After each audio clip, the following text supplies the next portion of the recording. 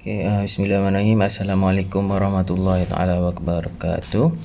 Baik, saya akan menerangkan pada guru-guru lah. Ini sekadar share lah, berkongsi maklumat berkaitan dengan penggunaan quizzes ya dalam kita nak linkkan dengan Google Classroom lah.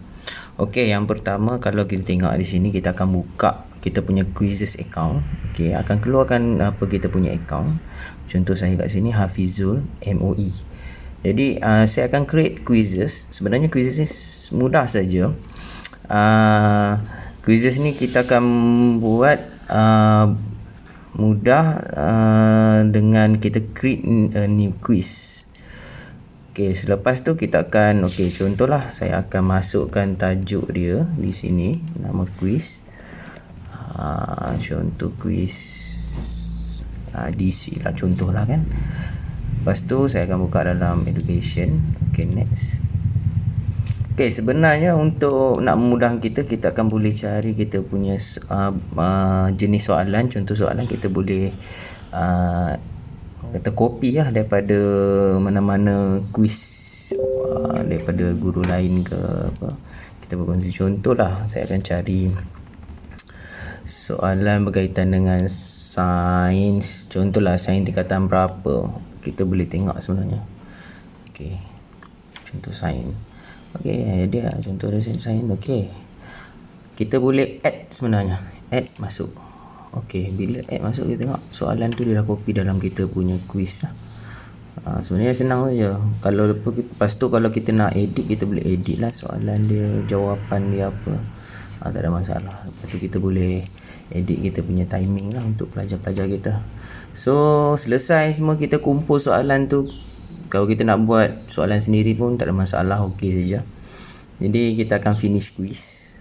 Jadi benda mudah saja. Okay, kita edit lah apa patutnya untuk contohlah untuk second grade ke apa kan. Okay, bila selesai, apa yang kita boleh buat di sini, bila kita nak share dengan Google Classroom, pastikan kita tahulah kita punya Google Classroom, kita punya account kan. Contoh Google Classroom saya, okay, ini.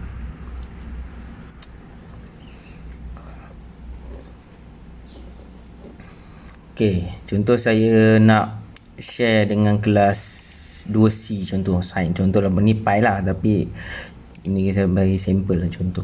Jadi saya akan bukakan quiz yang saya buat tadi. Saya assign homework. Okey, assign homework. Okey, jadi kita nak pelajar kita jawab, kita bagi masa lah, limit masa contoh sampai esok jam 5 petang lah last. Okey, jadi ada 2 hari untuk dia ni. Jadi kita nak linkkan dengan kelas kita. Jadi kita select assign to class.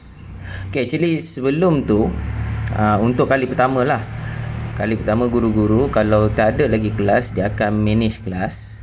Dia akan linkkan dengan kelas yang mana yang dia link dengan Google Classroom. Jadi kita boleh invite, masukkan dalam kita punya Google Classroom lah. Kita invite, masukkan, add semua kelas yang kita ada dalam Google Classroom lah.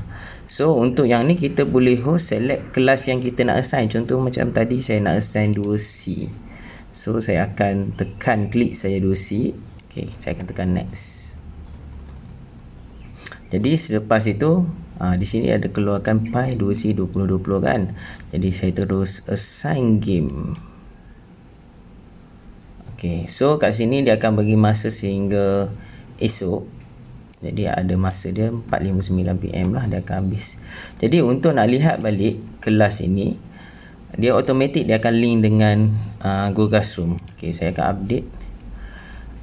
Dekat stream dia akan keluarkan terus new assignment.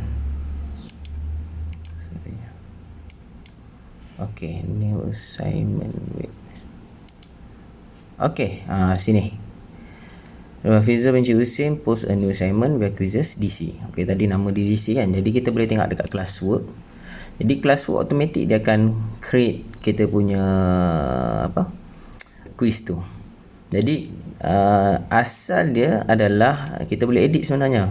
Kita boleh linkkan, dia akan bagi 100 markah di situ. Tapi kalau kita nak bagi contoh 20 soalan, kita boleh ubah 20 markah contoh, sebab dia multiple choice kan soalan. Jadi kat sini kita boleh edit, lepas tu kita boleh letak nama topik, apa topik dia, dan kita boleh bagi instruction dekat pelajar-pelajar apa yang perlu mereka lakukan. Jadi di bawah ni adalah link quizzes. Jadi pelajar-pelajar perlu masuk, klik saja, automatik dia akan jawab soalan yang kita berikan. Jadi kita akan save, update. Okay, automatik dia akan jadi 20 markah di situ. Jadi kalau kita nak lihat bagaimana kita nak gradekan pelajar-pelajar di sini, kalau pelajar itu menjawab, dia akan keluarkan berapa banyak soalan jawapan yang dibuat betul. Jadi ni saya bagi 20 markah kan. Jadi contoh pelajar tu boleh jawab, mungkin dia dapat 1/20, mungkin 10/20 atau 5/20. Jadi kat sini kita boleh letakkan markah diorang, dan akhir sekali kita boleh ni lah, check diorang punya grade berapa semua. Automatik kita boleh jadi ini sebagai pelaporan kita lah, markah. Ini yang boleh saya share lah. Saya share untuk Google Classroom, attach sekali dengan quizzes. Okay, jadi saya rasa itu saja. Terima kasih.